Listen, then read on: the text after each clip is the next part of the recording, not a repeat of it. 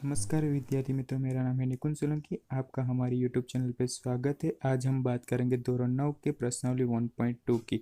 उससे पहले आपने हमारा चैनल सब्सक्राइब नहीं किया तो नीचे के आइकॉन पर क्लिक करके हमारा चैनल सब्सक्राइब कर दीजिए ताकि आपको आगे के वीडियो मिलते रहेंगे। धोरण 9 प्रश्नावली 1.1। प्रश्न 1, नीचे दी गई कथन सत्य या असत्य कारण के साथ अपना उत्तर दीजिए। पहला, प्रत्येक अपरिमेय संख्या वास्तविक संख्या होती है। उससे पहले हमने जो शॉर्टकट याद किया था वो याद कर लेते हैं। क्या याद किया था? N W Z Q are.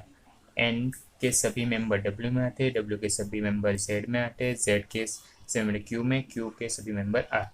अब बात करें प्रश्न की कि प्रत्येक अपरिमेय संख्या, क्या बोला है? प्रत्येक अपरिमेय संख्या वास्तविक संख्या होती है। तो पहले वास्तविक संख्या यानी कि आर। आर किससे बना है? तो क्यू प्लस स्मॉल एच से, यानी कि परिमेय प्लस अपरिमेय से।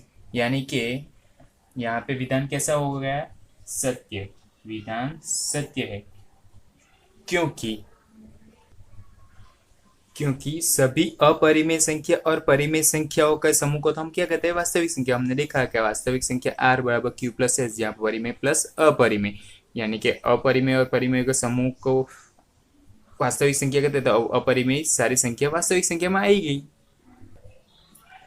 प्रश्न 2, संख्या रेखा का प्रत्येक बिंदु वर्गमूल में m के रूप का होता है, जहां m प्राकृत संख्या है। विधान सत्य है क्योंकि m प्राकृत संख्या है तो वर्गमूल में m कोई प्राकृत संख्या ले लो। मान लो 1 2 ले ले, 2 भी वर्गमूल तो वो भी हम संख्या रेखा पर दर्शा सकते, हमने देखा है। 3 ले लो, वो भी दर्शा सकते। वर्गमूल में 4 4 का आता है 2, वो भी हम संख्या रेखा पर दर्शा सकते हैं। ऐसे के यानी कि m प्राकृत संख्या है, उसका वर्गमूल कहीं ना कहीं संख्या रेखा पे होगा ही। यानी कि हम m इस कारण लिखना हो तो m एक प्राकृत संख्या है, वर्गमूल में m एक वास्तविक संख्या, और प्रत्येक वास्तविक संख्या को संगत संख्या कोई ना कोई बिंदु पर अवश्य होगी संख्या रेखा पे। प्रत्येक वास्तविक संख्या अपरिमेय संख्या होती है। तो पहले तो वास्तविक संख्या यानी क्या? वास्तविक संख्या यानी कि r बराबर q प्लस स्मॉल एस, जहां पे q परिमेय और s क्या होती है? अपरिमेय। वास्तविक संख्या परिमेय अपरिमेय से बनती है, यानी कि वास्तविक संख्या के कुछ अपरिमेय संख्या हो सकती है, लेकिन परिमेय संख्या तो नहीं आ सकती अपरिमेय में। यानी कि ये विधान असत्य है। कारण लिखेंगे तो हमने देखा कि प्रत्येक अपरिमेय संख्या वास्तविक संख्या हो सकती है, परंतु ये आवश्यक नहीं है कि वास्तविक संख्या सभी अपरिमेय संख्या हो सकती है, क्योंकि परिमेय संख्या तो अपरिमेय में आएगी ही नहीं। क्या सभी धनात्मक पूर्णांकों का वर्गमूल अपरिमेय संख्या हो? यदि नहीं है तो ऐसी संख्या का वर्गमूल का उदाहरण दीजिए। पहले एक बात करें धनात्मक संख्या, तो 1 2 3 4 5 6 ऐसे अनंत तक, तो 1 का वर्गमूल यानी कि अपरिमेय से हो गया।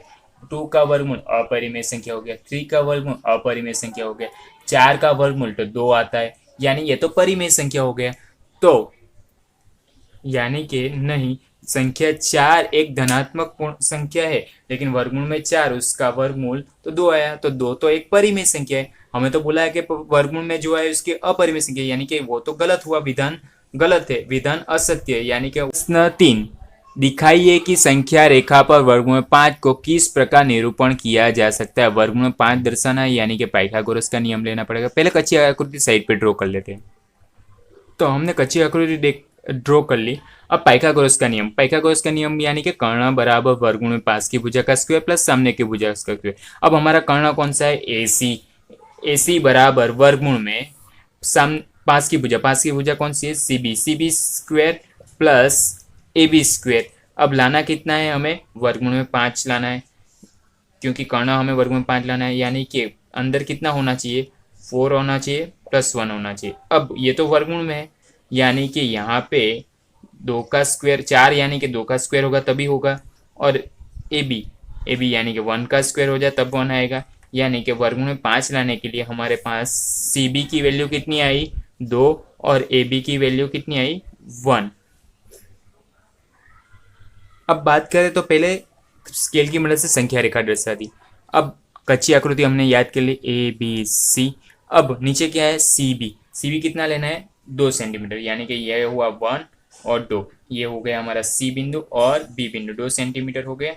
अब बात करें तो ए बी कितना लेना है 1, स्केल की मदद से ए बी लेंगे तो यहाँ पे 1 सेंटीमीटर हो जाएगा। ए बी स्केल से लेना है आपको, ये हो गया ए बिंदु। फिर ए बिंदु को हम क्या करते थे सी बिंदु से ज्वाइंट करते थे, तो ए को सी से मिला दीजिए, तो यहाँ पे हो गया हमारा वर्गमूल में 5। फिर क्या करते थे गोला प्रकार लेके ए बी का माप लेके नोकीला भाग बी पे और पेंसिल वाला भाग ए पे रख के चाप मारते थे। तो चाप जहां पे भी प्रतिच्छेदन करेगा वो बिंदु हो जाएगा हमारा वर्गमूल में 5। दूसरी भी करते जो आगे किया वैसे भी कर सकते हो हम लोग, तो वो भी करके दिखा देता हूँ। जब हमने उदाहरण में देखा था वर्गमूल 3 4 2 ऐसे ही वो भी कर सकते हैं। तो यहाँ पे हमें कितना चाहिए, तो वर्गमूल में 4 भी हो सकता है, वर्गमूल में 4 का स्क्वायर प्लस 1 का स्क्वायर भी हो सकता है। वर्गमूल में 4 यानी कि 4 + 1 होता है, तो 4 + 1 यानी कि ये 5। ये रीत से भी कर सकते हैं। अब हमारा यानी कि हमें पहले वर्गमूल में 4 ड्रॉ करना पड़ेगा, फिर उसमें +1 देना पड़ेगा। वर्गमूल में 4 ड्रॉ करने के वर्गमूल में 2 3 हमने जैसे ड्रॉ की थी वैसे ड्रॉ कर लेते हैं। तो पहले तो वर्गमूल में ड्रॉ करने के लिए क्या करना पड़ता था 1 सेंटीमीटर ये लेना पड़ता था सी बी 1 सेंटीमीटर, वहाँ से ए बिंदु लेते थे हम 1 सेंटीमीटर पे, तो वो भी हो जाता था हमारा वर्गमूल में 2।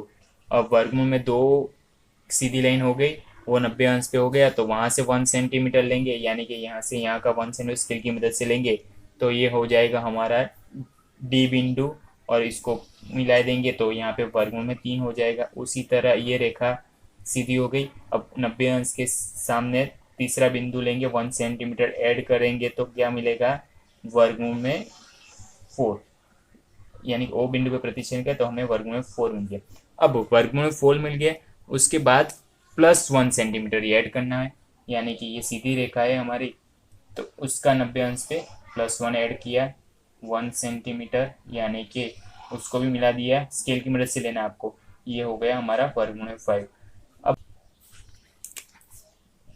वर्गमूल में 5 के पास x बिंदु ले लेंगे और ओ एक्स को माप लेके चाप ड्रॉ करेंगे। ओ एक्स का माप का यानी कि ओ बिंदु पे नोकीला भाग रखेंगे गोला प्रकार का और x बिंदु पे पेंसिल वाला भाग, और ऐसे करके चाप ड्रॉ कर लेंगे। चाप जहाँ पे भी प्रतिच्छेदन करेगी वो हमारा हो जाएगा वर्गमूल में 5 संख्या रेखा पे। हमने दोनों रीत सीखी है, आपको एग्जाम में जो भी रीत याद है वो कर सकते हो। आपको हमारे चैनल के पुराने वीडियो देखने हो तो आप प्लेलिस्ट में जाके हमारे पुराने वीडियो देख सकते हो। धन्यवाद, थैंक यू।